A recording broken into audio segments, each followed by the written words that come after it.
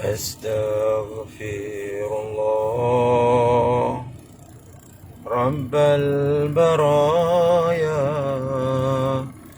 أستغفر الله من الخطايا.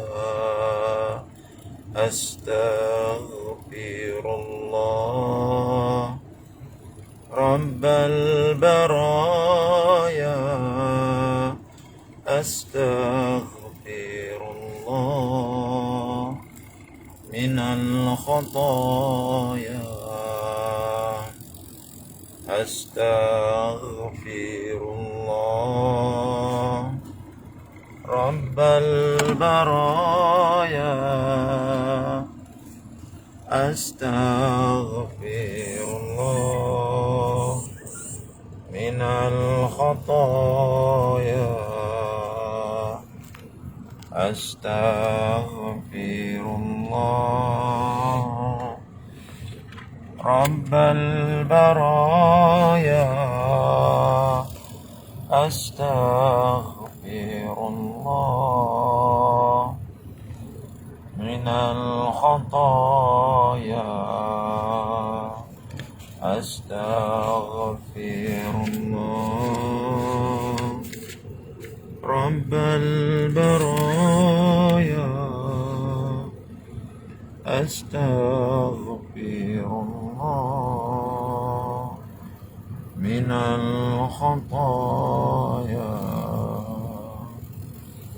أستغفر الله رب البرايا. أستغفر الله من الخطايا. Bismillahirrahmanirrahim. Assalamualaikum warahmatullahi wabarakatuh. Sama-sama kita buka majlis kita pada pagi ini dengan membaca Ummul Kitab Al-Fatihah. A'udzu billahi minasy syaithanir rajim. Bismillahirrahmanirrahim. Alhamdulillahi rabbil alamin. Ar-Rahmanir Rahim. Maliki yaumiddin. Iyyaka na'budu wa iyyaka nasta'in. Ihdinas siratal mustaqim.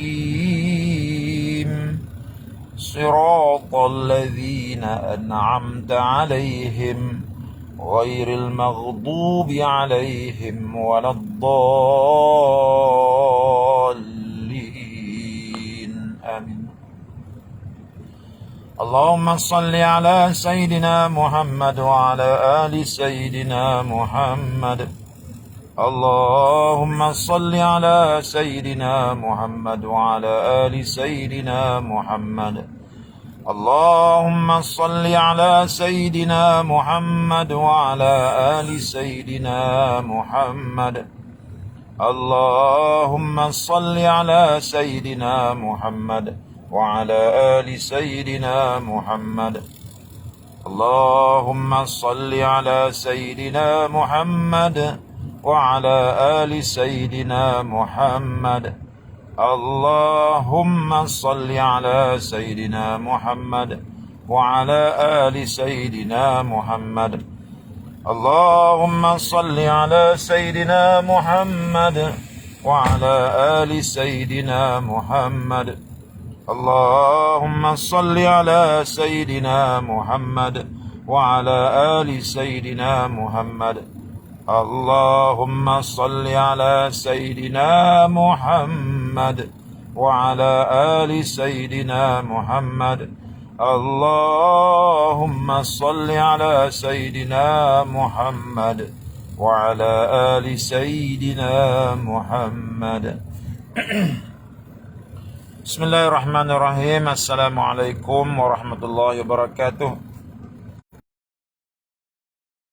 Alhamdulillah, syukur pada Allah Subhanahu wa taala kita dapat bertemu lagi pada pagi Jumaat yang mulia ini bagi menyambung bacaan kita dari kitab Riyadhus Shalihin, hadis-hadis yang dikumpulkan oleh Al-Imam An-Nawawi rahimahullahu ta'ala bagi menunjukkan kepada kita, bagi mendidik kita, membimbing kita bagaimana kita sebagai seorang Muslim melalui kehidupan kita sehari-hari. Jadi kita masih lagi berada dalam bab solat, iaitu bab semayang-semayang sunat rawatib, semayang qabliyah dan ba'diyah selepas solat fardu. Ya, jadi macam mana tuan-tuan pada pagi subuh pagi tadi, macam mana solat sunat fajar kita? Sebelum kita semayang fardu subuh, kita ada semayang sunat subuh. Macam mana semayang sunat subuh kita pagi tadi? Jadi beruntunglah mereka yang pagi tadi sembahyang sunat subuh dahulu sebelum dia sembahyang fardu subuh. Beruntung sangat. Sebab apa? Ya. Sebab Nabi SAW memberitahu kita dengan jelas. Ya, rak'atani qabla al-fajri khairun minad dunya wa ma fiha. Atau kama qala Nabi SAW. 2 rakaat sunat yang kita buat sebelum solat fardu subuh itu lebih baik daripada dunia dan segala isinya. Lebih baik daripada perkara yang ada atas dunia, segala kekayaan yang ada atas dunia ni, dan segala kekayaan yang ada di bawah bumi. 2 rakaat yang kita buat sebelum solat fardu subuh itu lebih baik daripada segala kekayaan yang ada di atas muka bumi ni. Jadi tuan-tuan yang saya kasih sekalian,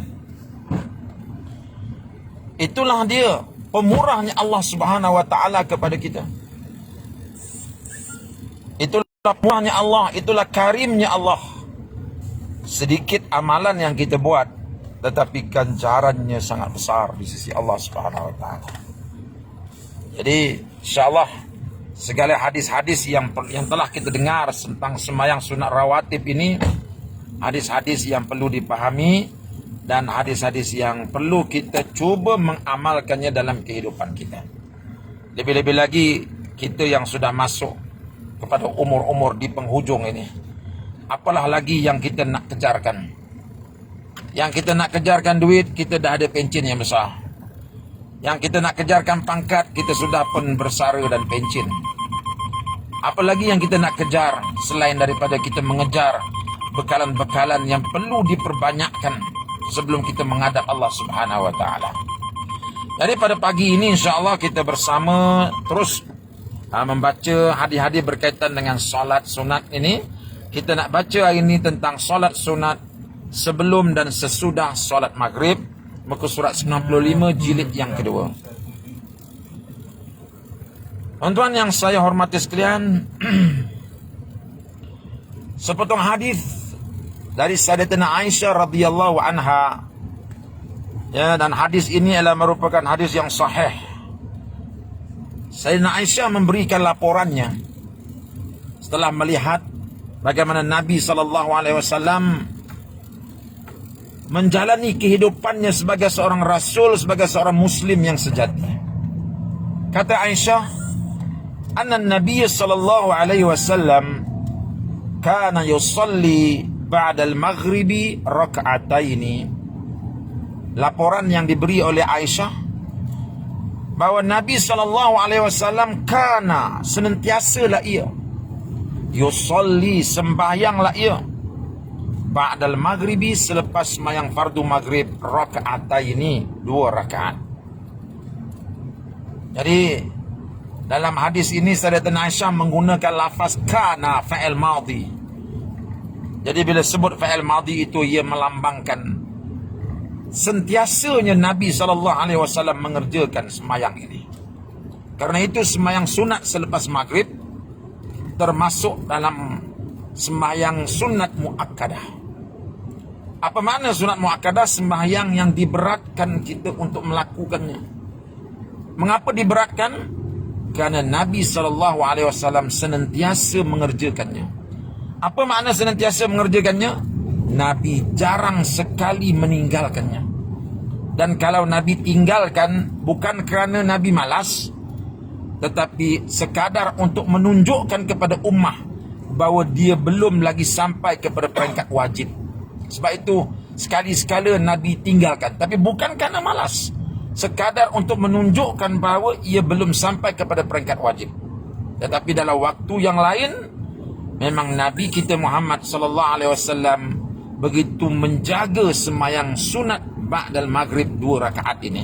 Kerana itu dalam mazhab Imam Syafi'i dihukumkan sembahyang ba'da maghrib ini adalah sembahyang sunat muakkadah, sembahyang yang diberatkan kita melakukannya. Kita dengar satu hadis yang lain lagi. An Abdullah bin Mughaffal radhiyallahu anhu an Nabi sallallahu alaihi wasallam qala sallu qabla al-maghrib thumma qala fi thalithah liman syaa, rawahu al-Bukhari. Daripada Abdullah bin Al-Mughaffal radhiyallahu anhu, Nabi sallallahu alaihi wasallam bersabda, "Salatlah kamu sekalian sebelum mengerjakan salat maghrib. Sallu qabla al-maghribi." Salatlah kamu sebelum kamu mengerjakan salat maghrib.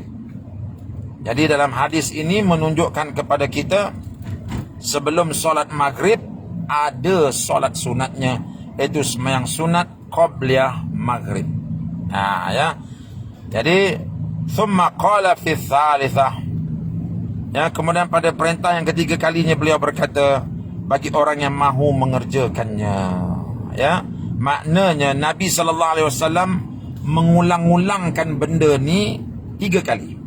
Kata Nabi, sallu qabla al-maghrib, sekali. Semayanglah kamu sebelum maghrib.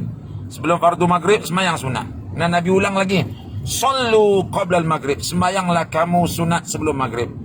Sallu qabla al-maghrib 3 kali Nabi ulang. Cuma selepas Nabi melafazkan 3 kali itu, Nabi menyambung lagi dengan lafaznya liman syaa, bagi sesiapa yang mahu mengerjakannya. Jadi kerana itulah tuan-tuan, para ulama dalam mazhab Syafi'i menghukumkan sembahyang sunat sebelum maghrib tidak termasuk dalam sembahyang sunat muakkadah. Ya, yang selepas maghrib muakkadah. Namun begitu, kita sedang membicarakan usaha kita untuk memperbanyakkan sujud kepada Allah. Ya. Kita telah bentangkan pada tempoh hari bagaimana seorang sahabat menangis kerana takut tidak dapat bersama dengan Nabi sallallahu alaihi wasallam di dalam syurga. Karena Nabi itu katanya ialah insan yang duduk pada makam yang sangat mulia kekasih Allah. Sudah pasti dia di Jannatul Firdaus. Kalau ia sahabat ini masuk syurga pun tak tahu dia dapat ke tidak kepada makam Jannatul Firdaus. Itu kalau dapat masuk syurga, kalau tak dapat, maka tangisannya itu diberikan penawar oleh Nabi kita Muhammad sallallahu alaihi wasallam. Kata Nabi, kalau engkau ingin bersama dengan aku, alaika bi kathratis sujud, hendaklah engkau memperbanyakkan sujud kepada Allah. Jadi bila kita dengar bahawa peluang untuk bersama dengan Nabi itu adalah dengan memperbanyakkan sujud, mengapa kita perlu melihat sembahyang itu muakkad ataupun tidak muakkad? Mengapa kita perlu membezakan ini muakkad ataupun tidak muakkad? Sebab persoalannya sekarang kita mencari jalan untuk memperbanyakkan sujud. Selepas separuh daripada umur kita gunakan untuk memperbanyakkan mencari harta, kini kita berada di penghujung umur kita. Kita berusaha untuk memperbanyakkan sujud kita sebelum kita berjumpa Allah Subhanahu wa taala. Jadi walaupun status hukumnya yang itu muakkad, yang ini tidak muakkad, bagi insan yang ingin memperbanyakkan sujudnya, itu bukanlah perkiraan utama buat dirinya. Perkiraan utama ialah berapa banyak sujud yang telah dilakukan di hadapan Allah. Dan selepas sujud itu dilakukan dengan banyak, perkiraan kedua, apakah sujud ini diterima oleh Allah Ta'ala ataupun tidak. Perkiraan ketiga ialah apakah sujud ini mampu untuk melembutkan hati ataupun tidak. Itu persoalan-persoalan yang perlu kita lintaskan dalam fikiran kita. Tak perlu kita nak melintaskan ini muakkad ataupun tidak muakkad. Jadi sembahyang qabla al-maghrib tidak muakkad, sembahyang ba'dal maghrib muakkad, ya. Baik. Seterusnya, an Anas radhiyallahu anhu qala, laqad ra'aitu kibara ashabi Rasulillah sallallahu alaihi wasallam yabtadiruna as-sawari 'indal maghrib. Dari Anas bin Malik radhiyallahu anhu berkata, saya melihat tokoh-tokoh sahabat Rasulullah SAW selalu terburu-buru untuk mengerjakan solat sunat maghrib. Begitu. Ya. Jadi tuan-tuan yang dihormati sekalian, mengapa dalam hadis ini menyebut ya salah, ada kerja dekat Sungai Buloh Ya. Ada kerja dekat Sungai Buloh. Kita ada buat mahat tapi dekat situ. Sebab atas nama tak ada bang? Ada, atas nama ada lah. Atas nama ada. Tapi itu surat miti ni. Ini atas nama Itu yang benda bekerja. Yang bekerja dia tu. Yang dipanggil bekerja. Nama bang? Aziz Ramli. Okey, satu lagi bang? Muhammad Uda Kasim. Ada nama? Ada ni.